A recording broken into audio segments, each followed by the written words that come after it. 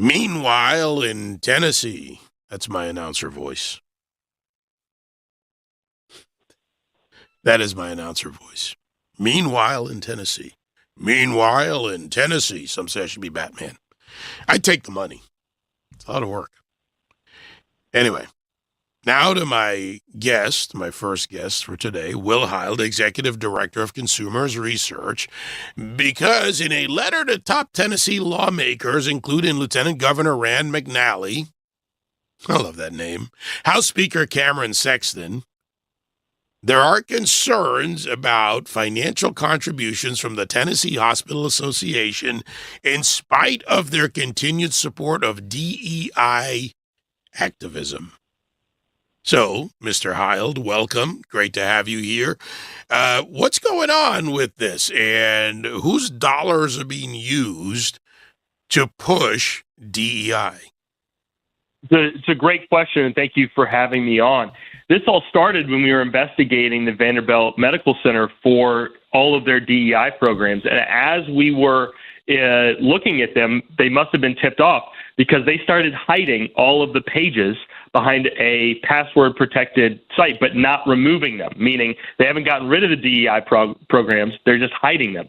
And as we looked into why it is that a medical center in the state of Tennessee, a deep red state, might feel that they are safe in the current political environment pushing this anti-white and anti-Asian racial discrimination that we know of as DEI, one of the things we found is that Vanderbilt University Medical Center is able to basically funnel money to Tennessee politicians through something called the Tennessee Hospital Association. And so we're calling that out. Vanderbilt is not supposed to be engaged in lobbying. They're a 501c3, but they are part of this Tennessee Hospital Association. They give money to that. And then the association gives money to these politicians. We're not attacking the politicians, but we wanted to highlight this for them so that they understand that they are currently taking DEI dollars. They're taking dollars for an organization that is engaged in anti-white and anti-Asian discrimination. We think I wouldn't want to be a politician doing that. We wanted to highlight that for them.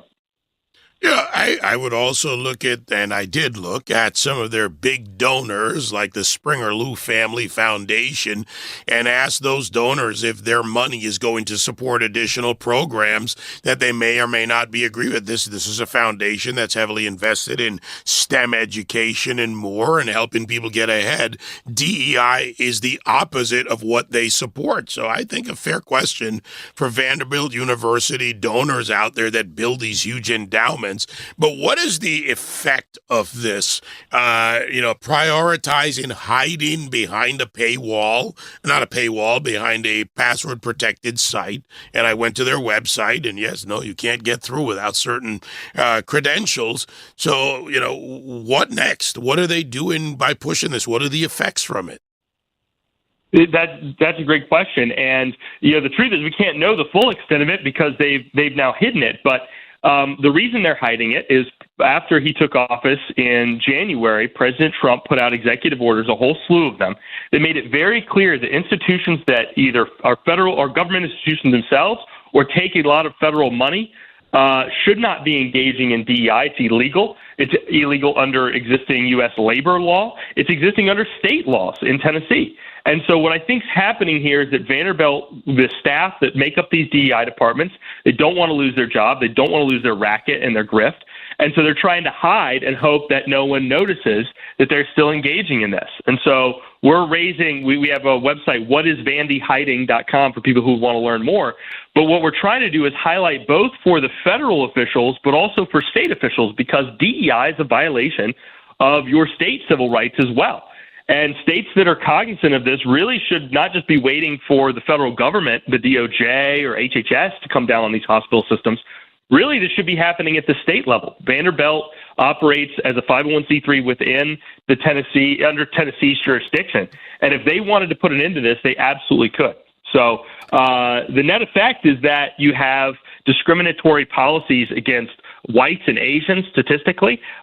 People are not being hired based on their skills or their competency, but because of their race or their sex in these DI programs. And I cannot think of an industry where, from a consumer standpoint, you would be more terrified to have someone chosen not for their skills than in the medical industry. Maybe airline pilots. Maybe that would be the only thing you would be more terrified to have people chosen for their race or sex rather than their skills. But a close second would be people at your healthcare facility that are treating you as a patient. And so we're trying to highlight this because really this needs to be put in, not just because it's unfair to the people working at the hospital or who want to work at the hospital or being discriminated against, but because it's unfair to patients. They have a right to have the best of the best, not people who are chosen for their skin color.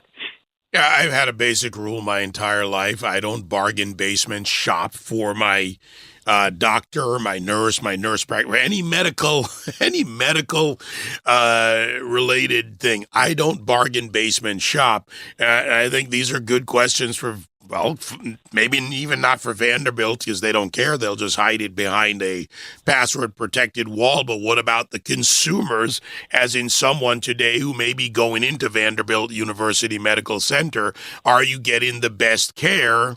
Are you sure you're getting the appropriate care? Exactly. And one of the things that we've seen at some other hospital systems, we don't have this confirmed at Vandy, I want to be clear, but like the Cleveland Clinic, for example, they were setting up not just DEI programs for hiring and promotion, but also for how they prioritized patient care. They had special programs that were only for people of a certain skin color. And so because we now don't really understand the extent of what Vanderbilt is doing, it becomes all that more important for officials at the federal, but I think really at the state level, to really be looking into this because again, this is a trend we've seen in healthcare systems where they start using DEI even on their own patient population, deciding how to triage care.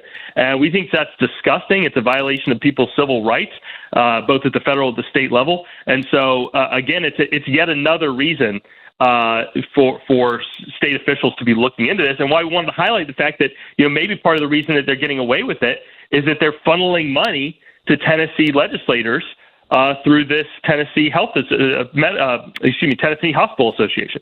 And if I was a Tennessee elected representative, I would not want to be finding out that I was having DEI dollars put in my campaign coffers. I'd want to be cutting down on that hard. Yeah, well, I would too. And just for the record, I don't care what your color of skin is. If your medical professional is a DEI hire, think about that for a second. Will Hild, Executive Director of Consumers Research. I want to go to the people that you've sent this letter to. I've got a copy of the letter here, sent on April 11th. I mentioned the governor earlier, or Lieutenant Governor Rand McNally, House Speaker Cameron Sexton, House Majority Leader William Lambert, Senator Shane Reeves, Representative Gary Hicks, Senator Jack Johnson, Representatives Sabi Kumar, Doc, I suspect a doctor, Senator Ed Jackson, Senator Becky Massey, Representative Ryan Williams, and Senator Pharrell Hale. Any response from any of those elected officials?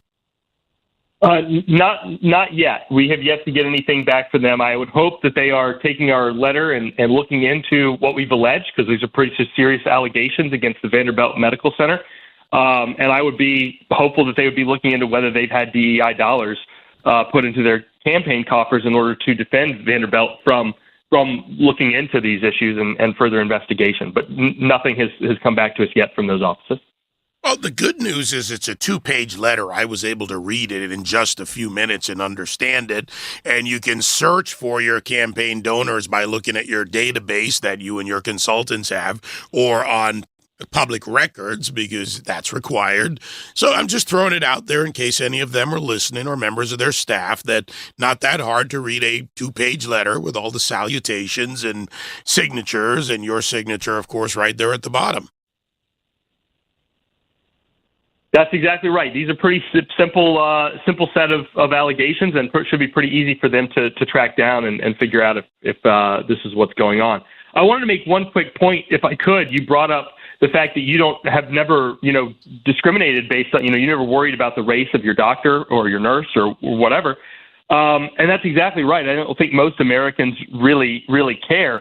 One of the many injustices of DEI isn't just that it hurts people who are discriminated against. It helps even the people that are supposedly being discriminated for. Because if you find out that certain people are being hired not because of competence, let's take race out of it. Let's say if you found out that left-handed people were being given a leg up that other people weren't given, that they didn't have to have the same credentials, they didn't have to have the same scores, they didn't have to have the same grades to become a physician. Well, very quickly, you would start checking to see what was the dominant hand of your doctor, because you would start to worry, hey, if this person's left-handed, I can't be entirely sure that they're as good as a right-handed doctor. Well, that is what DEI does also to the medical community when people aren't being treated equally. It starts to actually reinsert the same stereotypes, racial and sex-based stereotypes that is supposedly meant to get rid of. So I just thought that was such a great point that you brought up. This thing is bad for everybody. It's bad for patients. It's bad for workers. It's bad for people who it supposedly discriminates on behalf of. The only people who are made better off by this are the DEI grifters, people who are mediocre and couldn't get a job doing anything real, so they got into this DEI grift. And that's who we really need to be eliminating, because they're the only people who benefit from this. You know, Will, I like the Ben Carson example. He and I have, I guess, talked about it seriously, maybe even joked about it a bit, that when you peel back the skull cap and you look at a brain, it doesn't matter what the skin color is. There you go. Pretty straightforward. You want the best, and he's one of the best, if not the best. Still the best.